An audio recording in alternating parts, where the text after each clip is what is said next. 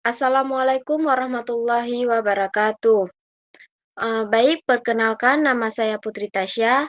Saya ingin mempresentasikan hasil tugas saya yang berjudul Analisis Penerapan Teknologi Penangkapan Ikan Bertanggung Jawab pada Alat Tangkap Bubu di Indonesia.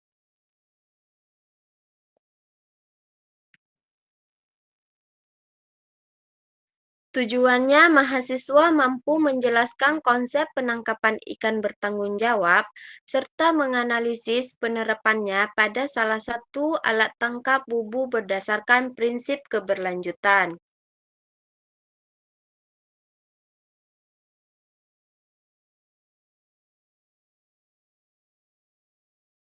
Nah, pada latar belakang ini, menurut Zakri et al. 2024, bubu merupakan alat tangkap yang ramah lingkungan dan banyak digunakan nelayan. Alat tangkap bubu ini merupakan alat tangkap ikan pasif yang bekerja dengan cara menjebak ikan atau organisme perairan lainnya agar masuk ke dalam perangkap melalui pintu masuk, tetapi sulit untuk keluar kembali. Nah, pada slide selanjutnya, cara pengoperasian dan daerah pengoperasian alat tangkap bubu. Menurut Mariana 2006, terdapat 5 tahap pada pengoperasian bubu lipat, yaitu tahap persiapan, pencarian daerah penangkapan ikan, pemasangan bubu atau setting, perendaman bubu atau swaking, dan pengangkatan bubu atau hauling. Namun, alat tangkap bubu ini dioperasikan di dasar perairan dengan kedalaman perairan 10-12 meter. Zakri et al. 2024. Nah, pada tahap selanjutnya yaitu ada hasil tangkapan. Hasil tangkapan ini ada dua, yaitu hasil tangkapan utama dan hasil tangkapan sampingan. Pada alat tangkap bubu, hasil tangkapan utamanya berupa kepiting dan rajungan, sedangkan hasil tangkapan sampingan berupa ikan korisi, ikan kerapu, ada juga ikan-ikan karang. Hal ini karena bubu merupakan alat tangkap yang pengoperasiannya direndam di dasar perairan dengan target tangkapan spesies demersal. Putri et al. 2013.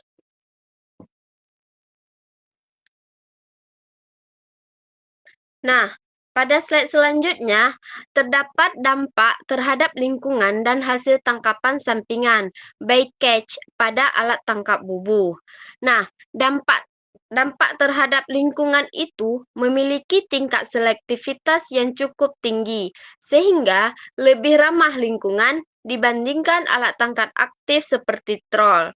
Namun, bubu yang hilang atau gross fishing masih dapat terus menangkap ikan dan biota laut apabila tidak dilengkapi escape gap atau bahan yang mudah terurai. Nah, pada hasil tangkapan sampingannya atau backcatch pada bubu relatif rendah karena ikan target masuk secara alami ke dalam perangkap. Beberapa spesies ikan karang non-target masih dapat tertangkap, tetapi jumlahnya lebih sedikit dibandingkan alat tangkap lainnya. Penelitian di Aceh Jaya ini menunjukkan bahwa pengguna bubul tidak menghasilkan bycatch hiu dan pari sehingga lebih ramah lingkungan. Dan ini jurnal dari Fajri et al. 2025. Nah, analisis berdasarkan prinsip Code of Conduct for Responsible Fisheries atau CCRF. Menurut CCRF, bubu memenuhi prinsip penangkapan ikan bertanggung jawab karena selektif terhadap spesies target, bycatch-nya rendah, tidak merusak habitat, aman bagi nelayan, mendukung keberlanjutan sumber daya ikan. Namun, resiko gross fishing masih perlu diminimalkan melalui inovasi teknologi. FAO 2021. Pada upaya perbaikan agar alat tangkap lebih ramah lingkungan, bisa memasang escape gap, menggunakan bahan alami, memberikan tanda pelampung, memeriksa bubut secara berkala, tidak memasang di kawasan konversi, edukasi nelayan mengenai CCRF. Menurut Haruna et al. 2025, penggunaan teknologi tambahan seperti lampu LED juga dapat meningkatkan selektivitas tangkapan. Nah, pada kesimpulan ini, bubu merupakan salah satu alat tangkap yang ramah lingkungan karena bersifat pasif, selektif, memiliki bycatch-nya rendah, serta tidak merusak habitat apabila di lingkungan dengan benar. Berdasarkan prinsip CCR FFAO, bubu telah memenuhi sebagian besar kriteria penangkapan ikan yang bertanggung jawab. Meskipun demikian, penerapan teknologi seperti escape gap, panel biodegradable, dan pengelola yang baik tetap diperlukan untuk mencegah gross fishing dan meningkatkan keberlanjutan sumber daya perikanan. Nah, jadi di sini terdapat beberapa referensi yang saya dapatkan, yaitu dari Zakri dan kawan-kawan 2024 tentang pengoperasian alat tangkap bubu di KM Sri Asih pada Pelabuhan Perikanan Pantai Lempasing, Jurnal Marshella. 2 ada Mariana 2006, uji coba bubu lipat di perairan Pelabuhan Ratu Sukabumi, Jawa Barat, Departemen Pemanfaatan Sumber Daya Perikanan, Fakultas Perikanan dan Ilmu Kelautan. Nah, di jurnal yang ketiga ini ada Putri dan kawan-kawan 2013, analisis perbedaan jenis umpan dan lama waktu perendaman pada alat tangkap bubu terhadap hasil tangkapan rajungan di perairan Suradadi, Tegal. Journal of Fisheries Recruitization Management and Technology.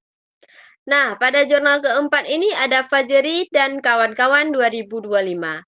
Perbandingan pendapatan nelayan jaring insang dengan alat tangkap alternatif bubu dalam upaya mitigasi bycatch hiu dan pari, Jurnal Kelautan dan Perikanan Indonesia. Pada jurnal yang kelima ada Haruna dan kawan-kawan. 2025, pengaruh teknologi lampu LED sebagai strategi redukasi bycatch pada alat tangkap bubu. Albacore. Nah, pada jurnal terakhir ini ada FAO 2021, Code of Conduct for Responsible Fisheries.